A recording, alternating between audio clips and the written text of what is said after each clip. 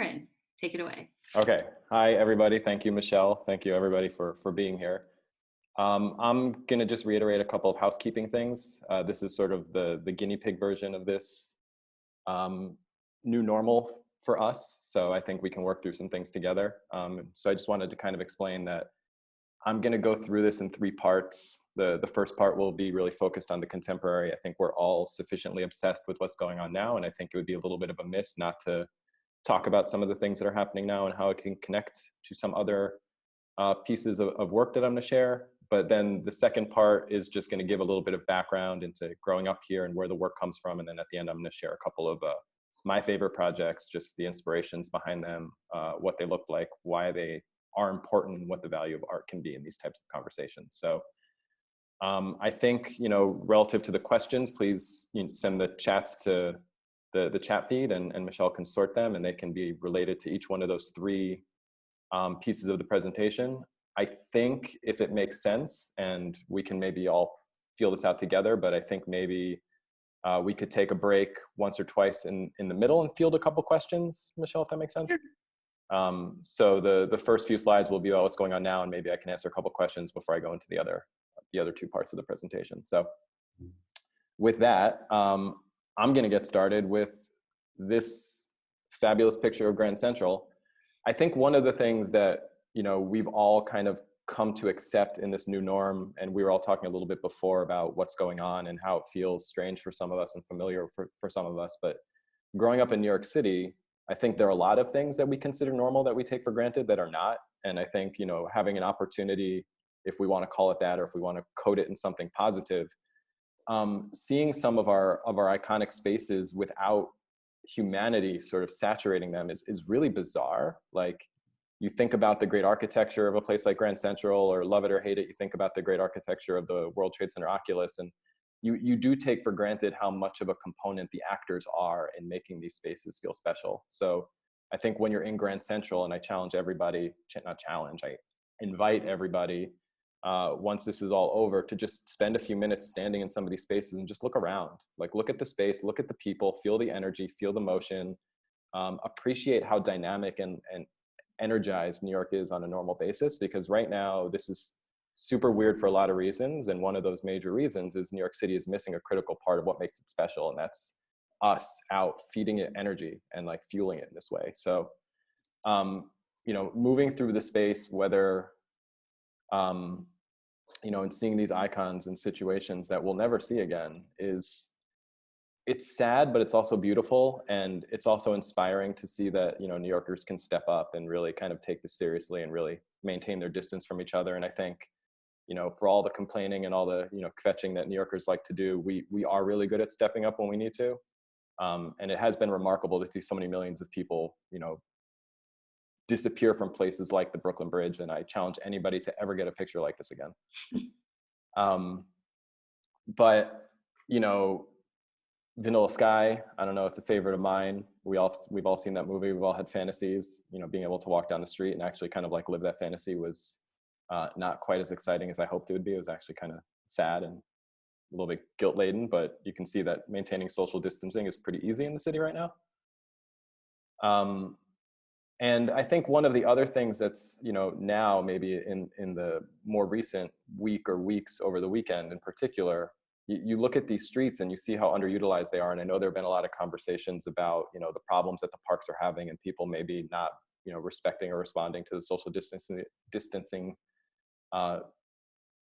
mandates in those types of environments well enough. And it's kind of nice that you see these streets and you see how empty they are. And then all of a sudden, we have these programs where it's like maybe the streets become places where people can, be and not be on top of each other, and it can really take some of the burden off of the park so that we can continue to use our space in ways that New Yorkers know how to do it and still be respectful of the current situation.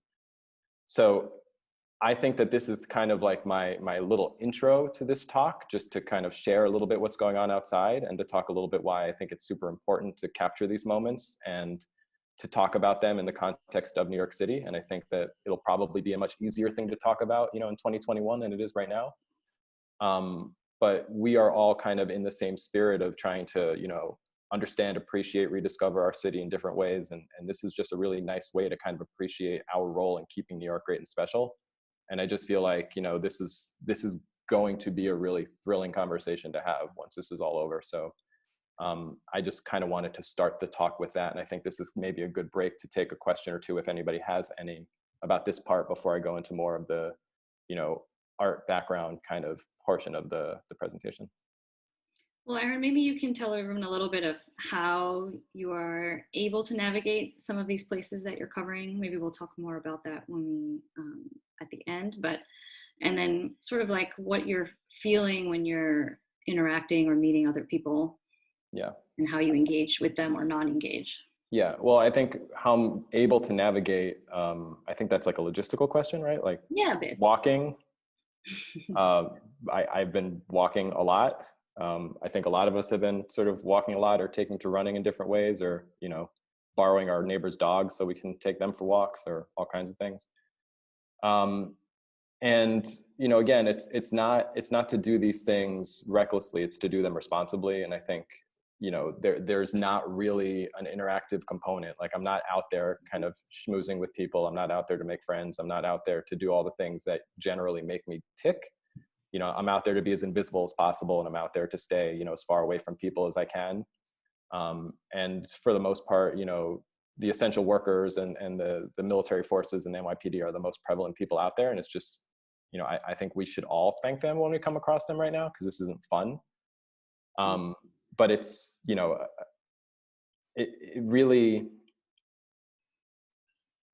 I don't even really know. I feel like I've been spending a lot of time thinking about this, and I just feel like as long as it sort of stays as responsible, respectful, and discreet as possible, I think that like the value that can come from sharing these is more important than some of the risks. And I think, again, if you sort of put yourself in those situations, using your legs and staying away from people, I think it's pretty low risk, relatively speaking. Cool. So for everyone that joined recently, welcome. We have everyone muted while Aaron is presenting, but feel free to send questions in the chat function, which you can access at the bottom if you're on a desktop. And I will be moderating those. And at the end, we'll open it up to everyone for Q&A.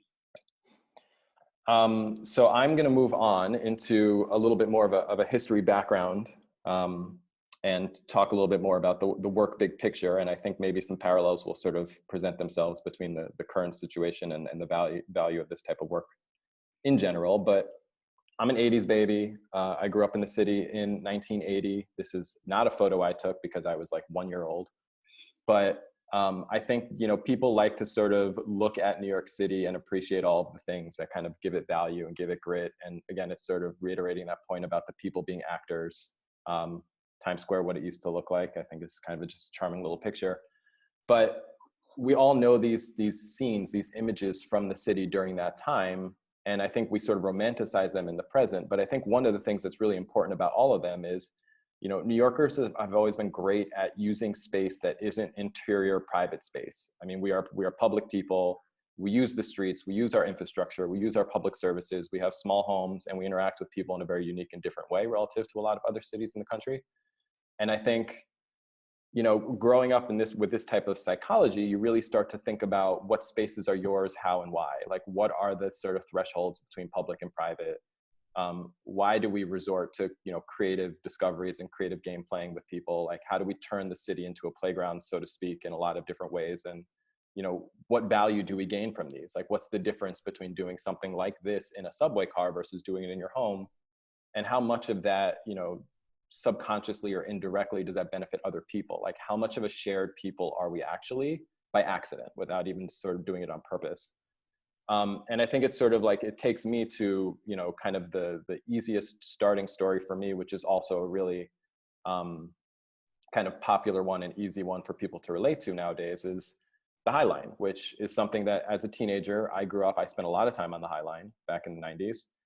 I loved it. I think a lot of people who spent time on it during that era did love it. And I think the reasons that we loved it were kind of shared across the board. It was, how do you find space in the city that is yours? Like, how do you find something that can really give you some solitude, that can separate you from the millions of people, again, without necessarily creating dangers or without necessarily sort of having the resources to, have abundances of private space. And I think, you look at an image like this and now you see an image like this, and we could spend an entire 30 minutes talking about whether or not we love or hate the High Line. But the fact of the matter is, it's a wonderful resource for the city that's transformed the West Side.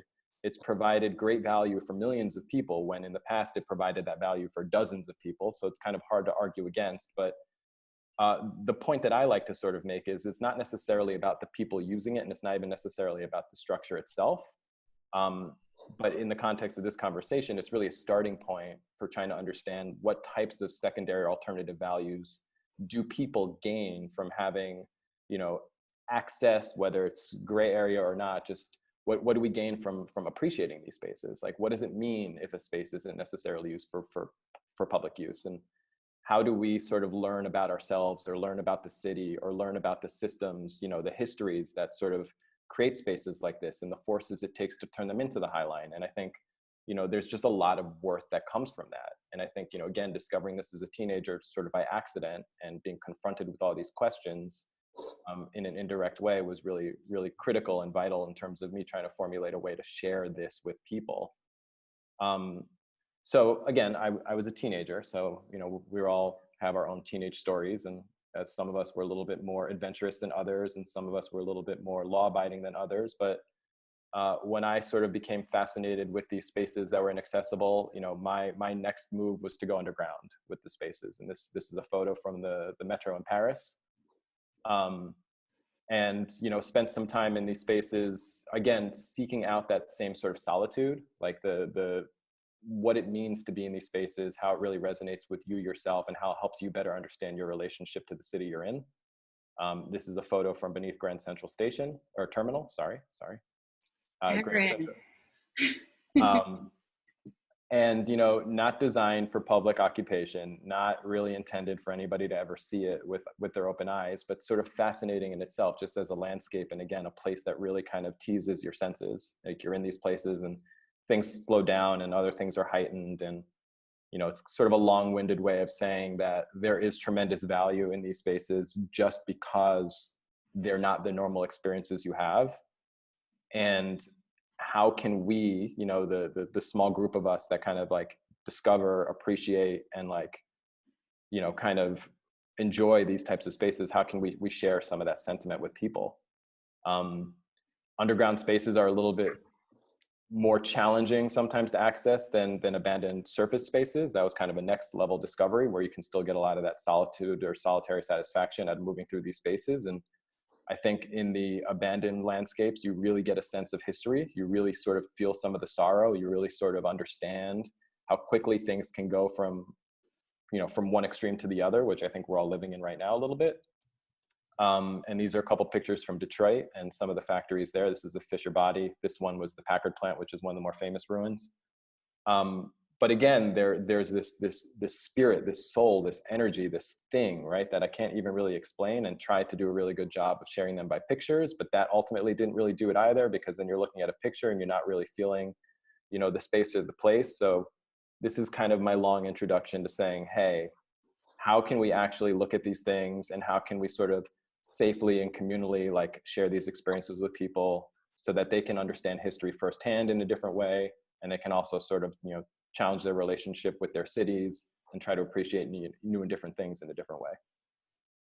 So that's kind of where the installation work comes from. And I think, you start to appreciate these spaces, and you really just want to share them with people. You want people to sort of come up with their own ideas. You want people to sort of understand histories for themselves. You want people to come together in these spaces to feel all the things that I'm talking about. And this is a project from 2015 in West Philadelphia, which is my favorite personally, but, and it was a shuttered church that it was closed, I think in 1992, maybe, immaculately maintained considering it hasn't been occupied in 25 years. But one of the amazing things about this is, we opened it up for a couple of weekends, and just in that time, we were, totally floored by the number of people who came through. And this was a February installation. There was no running water. There was no heat in the building. It was literally 10 degrees. And, hundreds, if not thousands of people came through to share stories about what the building meant to them. Oops. Did we lose Aaron?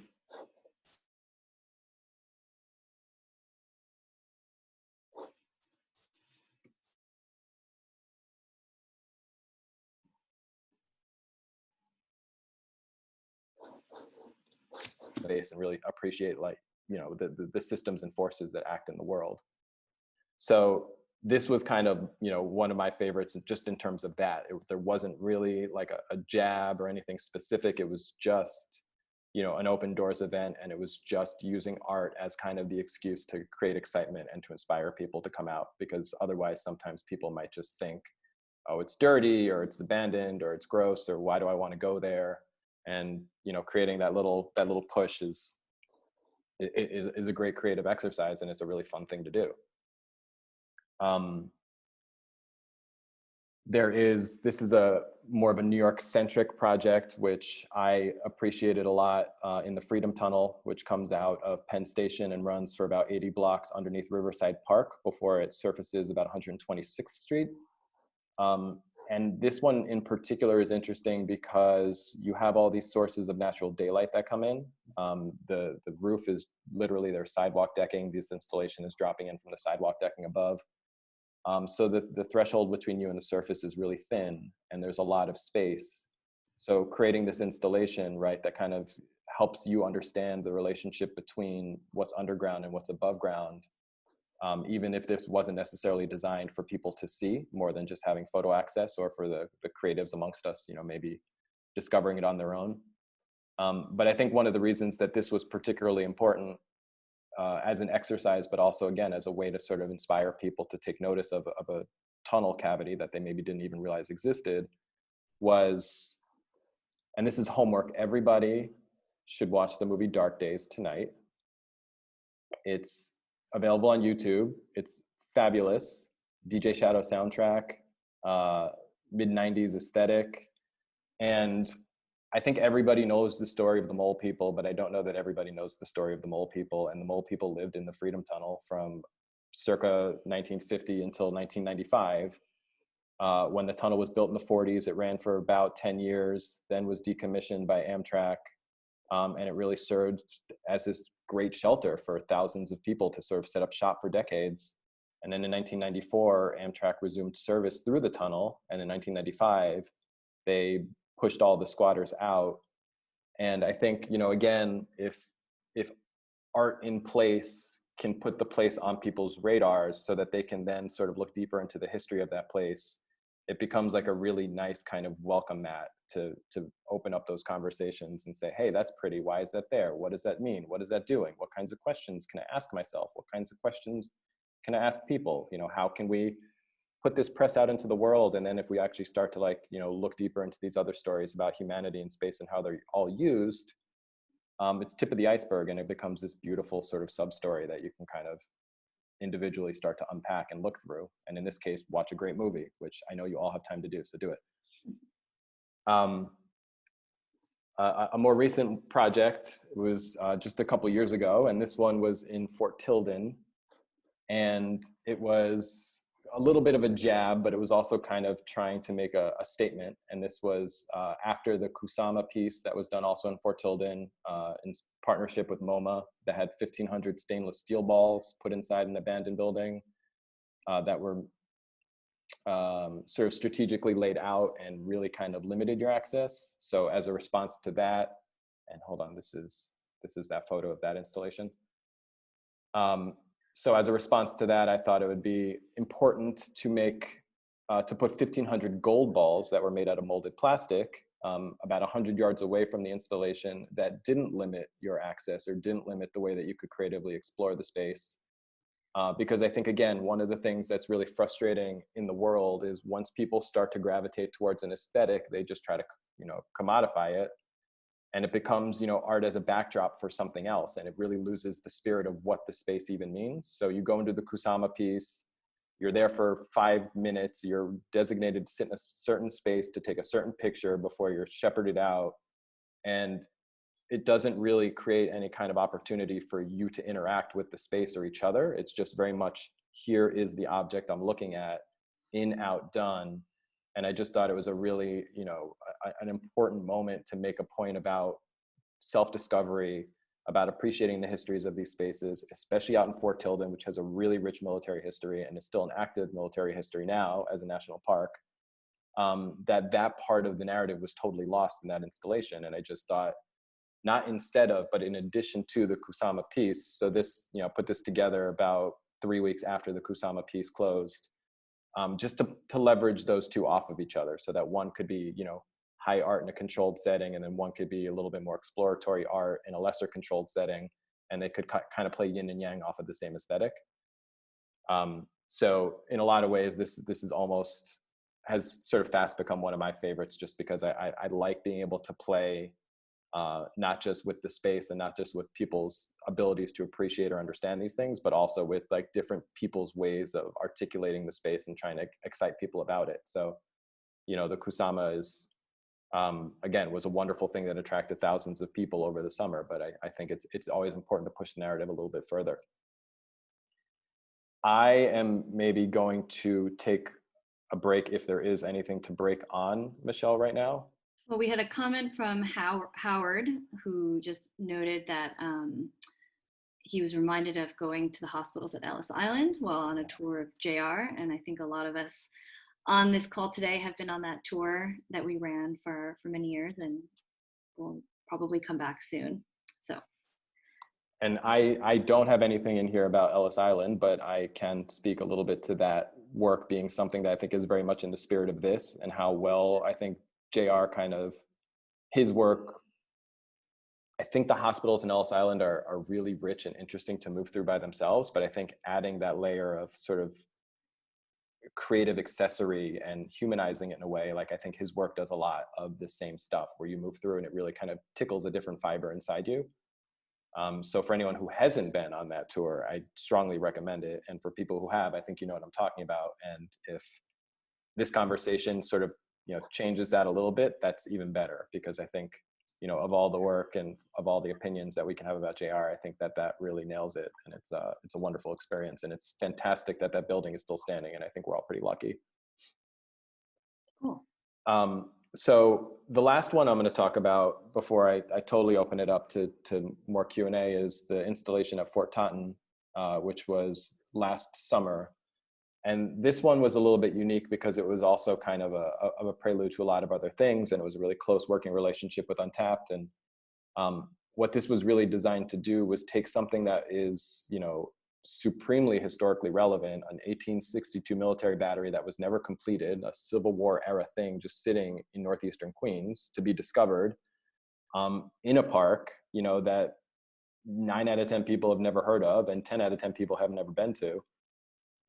So what we did is we worked with the Parks Department to open it up for a weekend, and again, with a light touch, just kind of activated it with this piece of installation art as one excuse to go through, worked with the park rangers as a secondary excuse to really move through the ruins in a little bit more of a rough and raw state. And I think one of the other really fantastic opportunities here is to not just play with visual arts, but to also start to explore opportunities with performing arts. And I'm going to put Justin, our very own from Untapped Universe, on the spot here, because it was a partnership between he and I, and he activated the magazine with a performative piece that I think added a different level. So Justin, do you want to talk about that a little bit? You're muted, Justin. Michelle, can you unmute Justin? Unmute Justin. I thought he was unmuted. Sorry about that, Justin. Thanks, Aaron. Yeah, no problem.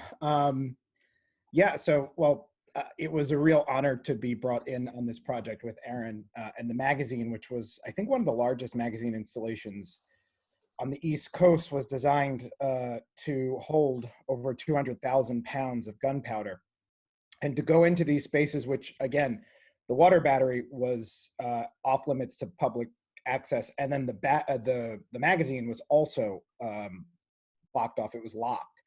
And literally to get the code to the lock and be able to run around in there by myself for hours was just one of the greatest experiences. And so Aaron had asked me to do a little theatrical tour of the magazine, and I had spent hours just listening to the sonic qualities that were available by just being in these almost like, concrete tubes in the earth.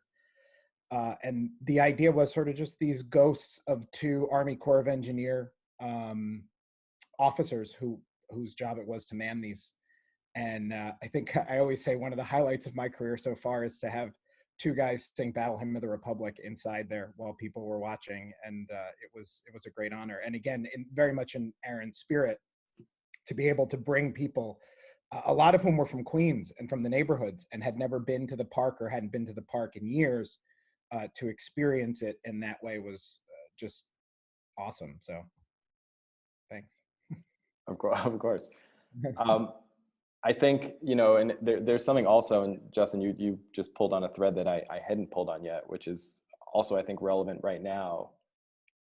Taking time sometimes to be in these spaces and occupy them and just slow down and appreciate them, let them speak to you, appreciate, in this particular case, the sonic qualities, but also the materiality of it, or if we want to talk about people again, like how people move through or pay attention or don't pay attention. And it is important to, even just for a couple of seconds once in a while, to just kind of stop and look around and just, understand where you are and understand the magnitude of, especially in this city where there's so much historically and otherwise. It's wonderful to, either be on the side of trying to conceptualize these things, or be on the side of inviting people, or be on the side of, arriving at these things and slowing down to take them in. But it's just like an important part of our day-to-day that I think is the easiest thing to kind of lose sight of when we're just, grinding through our normal routines. If I could just say, just for a minute, and actually these pictures do demonstrate it better. When we were preparing for this weekend, we had figured, we were doing multiple time slots for the tours of both the installation and the magazine. And I remember getting my crew together to do the act. And I said, well, I forgot how many time slots we had, like 15. There were a bunch on both days. And we figured there would be time slots that wouldn't have anybody on them. We just figured, well, maybe at the 2:30, we won't have anybody, so we'll have a break. Every time slot was packed. Every day, Saturday and Sunday, we didn't have a quiet time slot. So it shows that people were yearning and really appreciating the experience. It was really awesome to see. We also made their entire numbers in one weekend, which I was very satisfied to hear. Oh, awesome. But whatever. So I think, the Ton experience was really rich because it started to combine different things. And again, like, the response is always what you're looking for, right? Because to create these things and not have them be of interest to people, or not be able to share them with people, is arguably meaningless. But this was also the first, it served to be the first of the Unforgotten Film series, which, again, working with great partners in parks and having a lot of, good storytelling and just kind of playing with a new medium for people who couldn't attend the weekend event, or just in general. It just kind of unfolded this new way of sharing information, which I think is always kind of what the business that we're all in is, to come up with different ways, whether it's tours or editorial or films or installations or just general storytelling. We're really just trying to generate excitement about the things that are already exciting in the city. So the water battery was the first. And as Michelle mentioned, we did Flushing Meadows, we did Hart Island. Actively, even still, though everything's a little bit dicey, we're actively working on the next cluster of 3 to 6 of them to roll out. And in the upper left corner, it's the Renwick Ruin, which there was a piece on recently, and that's probably going to be the next one to roll out. But there are fantastic stories and spaces in the city that still, deserve being told. The bottom left corner is a picture of Ellis Island, so that maybe doesn't have JR's work in it, but it's definitely of the spirit of this talk and of the spirit of what we're trying to move forward with. And I, in fairness, could probably go on and on and on about a lot of things, but I do want to open it up to Q&A. I hope people have things to ask about and talk about. I think it's much more interesting that way. And the note that I kind of wanted to leave it on, which is a little bit cheesy, but yesterday going and seeing the ship roll in and listening to our governor and our mayor speak, it was symbolic as much as anything else, but it really was inspiring, and it really does help us remember, even in spite of these like things that feel really challenging in the moment. We are all extremely lucky to be like living in this city, to be dealing with the problems that we're dealing with relative to other problems. And, you know, I think we can love or hate our leadership, but New Yorkers and New York leadership tends to do a really good job of stepping up when they need to. And it was really beautiful to, again, listen to our leaders sort of speak optimistically about, you know, what's going on and reassure us all that we're going to get through it. And I don't know, I just got goosebumps yesterday, and I just felt like that was an important thing to share with the group as kind of a final note before we open it up. Great. Thanks, Aaron. So shortly I'm going to unmute everyone, but I thought it was really interesting how you mentioned about using your art to activate relationships with various agencies. I actually hadn't thought of your work as necessarily focused on that, but now that you've said it, I really see how in each of the projects you've developed like long-term relationships with the people involved, with the pavilion, with Fort Taunton, and I think that's like a great added level of site-specific art that is not often discussed when people write about it. Yeah, and I'll sort of riff on that for a second, and this is not to go into some kind of like art criticism conversation, but I think there are a lot of different ways to create art in the world, and I definitely think that in this particular type of work, one of the major drivers is exactly that. It's to help agencies and help organizations that are otherwise, you know, maybe beholden to other things, or maybe a little bit more scared of moving forward in certain ways, or maybe they've just been, you know, they've dealt with a lot of things that are outside of what we understand as outsiders. And it's a hugely important part of building trust and working with them and trying to, again, come up with new ways to share things with people and come up with new ways to, you know, have these agencies and organizations be a little bit more approachable and be a little bit more fan friendly. And it's not super easy. And again, we all have restrictions that we have to deal with, but anytime you have somebody who's willing to have the conversation, you know, smart people can usually come up with pretty good solutions. And it's one of those things that's been, you know, really humbling and inspiring to see people who you otherwise, you know, generally just complain about, step up and take a chance and really do some really, you know, exciting things. So I thank you for pointing that out. And I definitely think that is not a small part of this, if not the whole point of this type of work, is to give art that kind of meaningfulness and trying to build those relationships and help broadcast things to a wider audience. Great. Okay. Now everyone is unmuted. I'm going to mute my daughter though. Okay. So if anyone has questions for Aaron, feel free to interject at this time. Aaron? Oh, sorry. I'm sorry. Right. Let's start with Howard. Sorry. While you were talking about these connections with space that you properly mentioned, that under our noses are all these wonderful diamonds in the rough. I was thinking about how my wife and I have been focusing on visiting art environments where the artists are basically creating what you are seeing in the spaces that you visit and that you communicate with. The one example that came to my mind was Peter Wing and his castles near Rhinebeck. We stayed there for a long weekend, and just being inside and seeing what was in that man's mind and how he pulled together these objects from all over and created this art environment that's very unique. I was thinking about you and him both looking for that answer in very different ways. Do you think that is a connection? I absolutely. I mean, I can't speak for him necessarily, but I know for me is anytime, you know, I can be put, if I can be part of something that attracts you or anybody to a place you wouldn't otherwise go, to have a thought or a conversation you wouldn't otherwise have, then it's a raging success. And I think that's the entire point. And I think both of these examples that you're talking about do that, right? It creates an excuse for people to go to different places and to have different experiences and to think about things in a little bit of a different way. And what that word different means is going to be unique to everybody. I don't care what your experience is, as long as it's something you haven't had before. And you'll take that home and you'll turn it into something constructive for your life, right? So I think it is kind of all of our responsibilities in some ways to just share the things that we find interesting with other people, and invite them to be active participants in the world, especially when we live in such a rich culturally and spatial place. There is no shortage of diamonds in the rough, and all we have to do is just basically point a finger at something and say, hey, this is cool, come. And generally it's that easy. You must have loved the High Line last summer with the 1,000-person opera.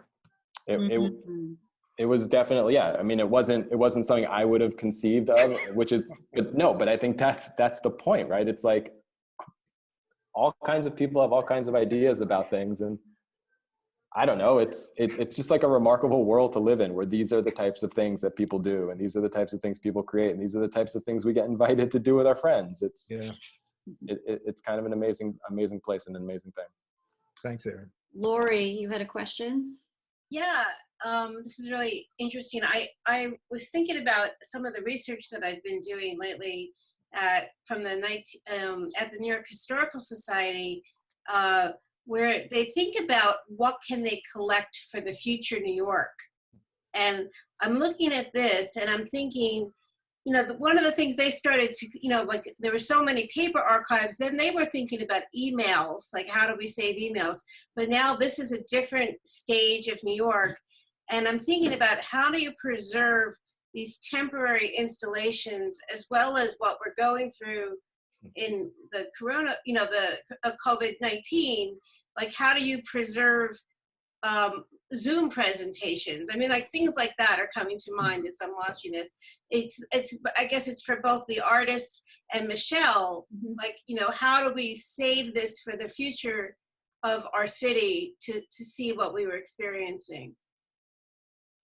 Yeah, for sure. I mean, on our end, we are recording all these videos that we're doing on Zoom, and we'll upload them first for all of our members who couldn't make it today, but who can watch it. And I had another thought about Untapped. I mean, I think about this a lot too. Like when I'm not here, what will happen to the website? Am I going to create a fund that can continue to pay for hosting for the next 100 years? Or am I I have hard drives and hard drives of photographs of New York City. Do I donate those? These are questions that I'm starting to think about, and wondering how it works really in a digital format. Like, is someone going to care about all the raw files I have on my hard drive? I'm not sure, right? But there's definitely documentation there that I think is valuable for the future, buried in there. Yeah. Aaron? Yeah, and I think one of the things that's always interesting is, I've been asked probably about 1 million times about the temporal nature of this stuff, and, why don't I do more permanent work, and, what's the difference between this, that, and the other. And I think documentation is huge. I think there are millions of ways, like we live in a good time to be able to document things pretty easily, both in terms of digital images, printed images, video captures, different ways that people share things socially on other types of platforms where there's a recorded log of these things happening. But just to be a little bit contrarian, I think one of the things that's also really nice about having things not last is it creates a little bit of an urgency, and it sort of like assigns a little bit more value to the experience you have. And I don't think everything needs to last forever. I don't think you always need to be able to reference back to something or go revisit something for it to have value. I think you can just have that experience, have that moment come and go. And then what is it that you do with that becomes the sort of record. So it's like, if you want to record a story about it, or if you want to take your own photos and take them with you and keep them, or if you want to write something about it, it doesn't have to be the thing itself, but it can be kind of the invited members of the public can take it upon themselves to preserve it in a way that they deem appropriate and fitting for the experience. And, I think maybe that's a little bit cavalier of an answer, but no, I'm gonna add on to what you say, is that some of my strongest memories of shared experiences that I've had involve smell. My brother is an installation artist, and I remember at a 1980s exhibition where it was just the scent of air fresheners, and I thought, what is this? This is crazy. There's thousands of air fresheners, but I remember the experience of everybody walking into a room of air fresheners, then they were all thrown away. Yeah. The other thing that I remember as a teenager is the John Waters Smell-O-Rama films, and everybody reacting to being in a movie and having the smell coming in. So that's something that you really don't get in this experience as well. And when you go to the High Line, I mean, I also am a native New Yorker and remember being up there, you know, in the before, but even in the after, you can smell stuff, and that's part of the experience that you can't really get in a Zoom meeting. And well, it's really funny you mentioned that, because I was thinking about mentioning that during the portion where I was talking about underground spaces. And I think one of the things for me that's most that stands out, even when I look at the images still today, is temperature. I mean, I always, when I'm in those spaces, time slows down. I feel like sound changes a little bit, but I always just remember it being really hot. And I think part of that is maybe because you're nervous, but I think also part of it is just the environment might actually be that way. Or if you're just kind of challenged in a situation that's not normal, maybe your senses kind of just recalibrate, and you know, your sense of temperature reception in that particular situation becomes more important for some reason. And I'll never forget that. And I still today, I go down onto platforms and kind of like my senses go off, and it's like, ooh, you know, feeling for temperature more than anything else. Anyone else? No, I'm listening to you talk, and I'm thinking about, you know, how we capture moments. You know, I'm a photographer also, so you know, it's always about getting pictures and everything. But I also think it's about being in that moment also, that no picture, no art install can ever capture. And you're talking about memories, and you know, I take pictures of things, but those pictures can only convey a visual of the experience. Like, those experiences are so much richer than just, you know, I go in now, you know, you go to places now and you see hundreds of people and they're just taking pictures and they're walking away. And even when I'm photographing something, I try to, you know, be in the moment for a second and just take in that experience, and talking about temperature or what it smells like or whatever. And I think somehow that's lost a little bit now, that, you know, we're not taking the time to remember the whole experience. It's just about, oh, let me take this picture, or let me take this video, and so that I can remember it and show it. But it's Trish, about so much more than that.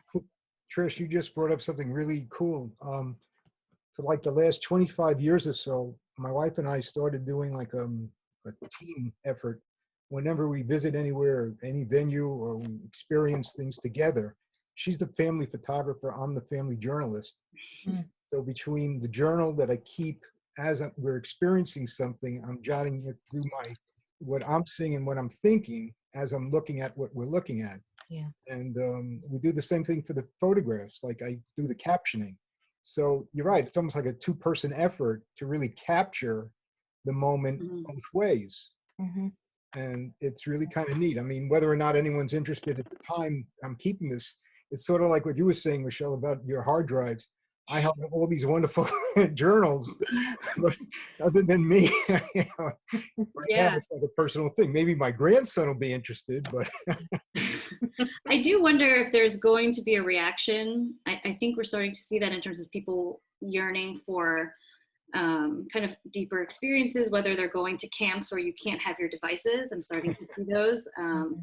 I remember your story reminded me of a bunch of years ago, maybe more than 10 years ago, I had an opportunity to climb to the top of the El Dorado apartments and up to the very spire. And it was like night, and I was there with a couple friends, and I didn't have a smartphone then, so I couldn't take a picture. And actually at that time, didn't even think that I needed to. And that memory is like very, very vivid for me as a result. Like, I can feel the temperature, I can see the color, like the deep sky and the view, the 360 nature of being in that space. And I do feel like sometimes when I'm going to places to cover, it is about the in and out and getting that picture, the one picture for the Instagram, the one picture for the story. And then you feel this kind of emptiness afterwards when you've left. You're like, wait, what did I just do? And I leave without really experiencing what that space is like. So I think there's value to that. And I hope that that there may be some kind of reaction to this kind of extreme documentation phase of the world.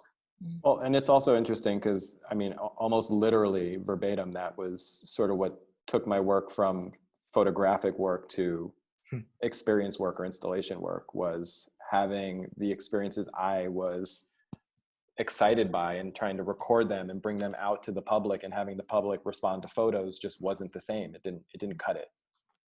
So just had to think about ways to actually share the experience physically with people so that they could feel that and that they could decide how they wanted to document it, if at all. But, you know, again, all these other senses, they just don't translate visually. And I think to really have an authentic and meaningful experience anywhere, you really just need to be there and let all five senses go crazy. Michelle, I have a question for you.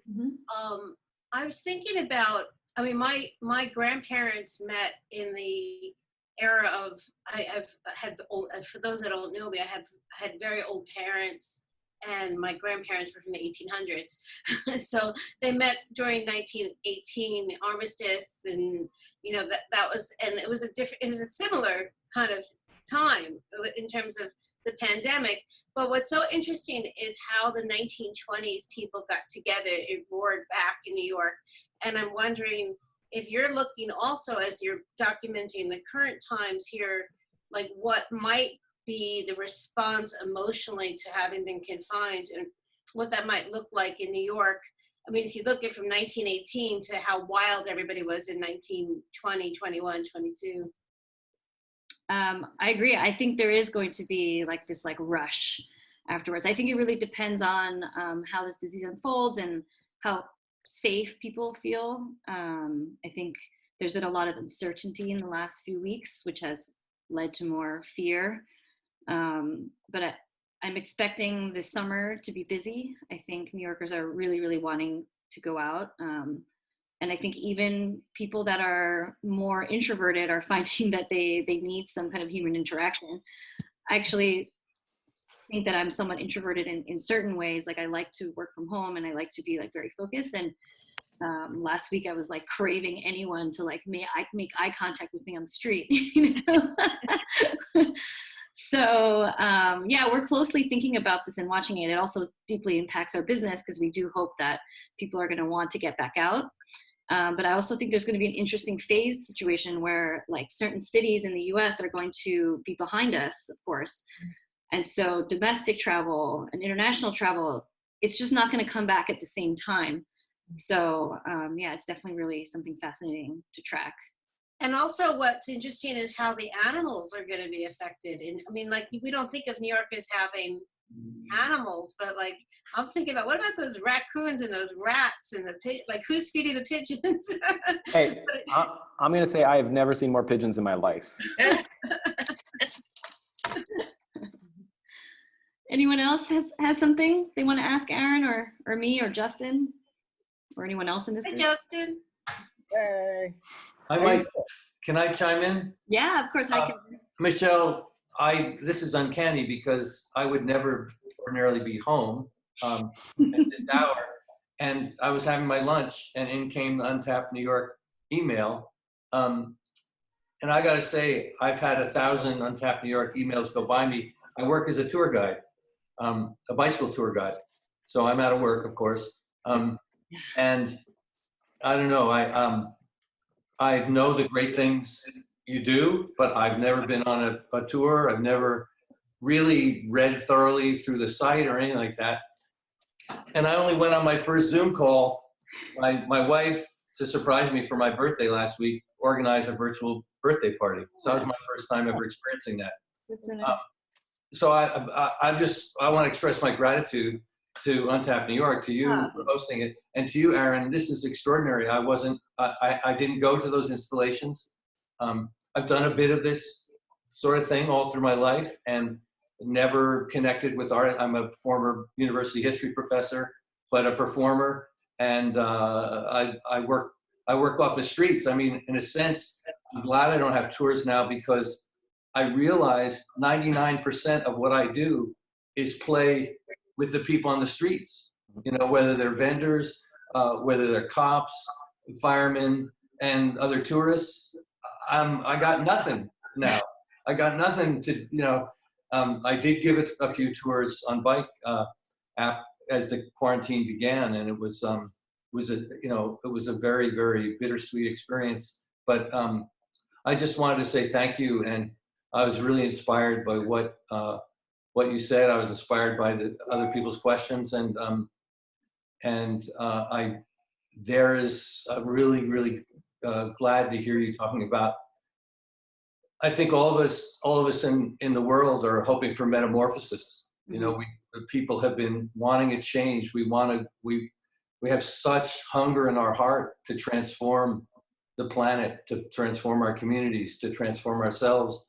And this city is, you know, we're blessed because everyone who comes here comes with such goodwill and such incredible sense of magic and wonder.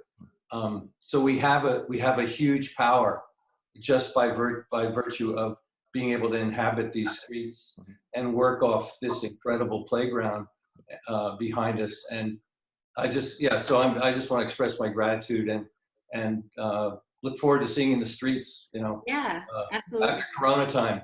I think Kevin, we captured a lot, and you know, it was funny as we were preparing for this, me, Justin, and Aaron, we did all these like run-throughs to make sure all the technology was going to be right, and we were going to have like a professional landing like slide when everyone entered.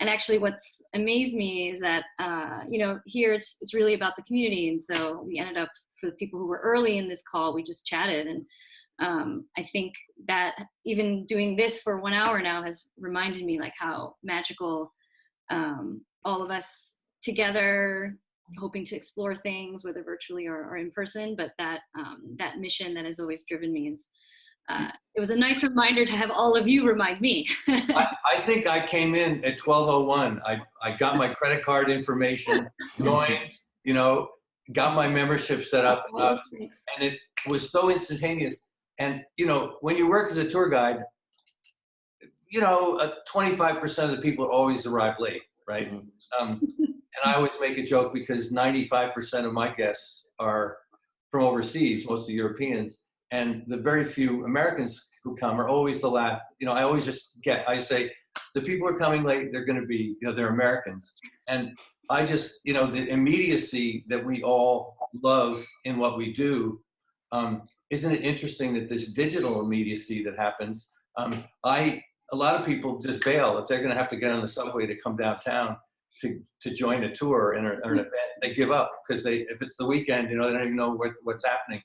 I was amazed.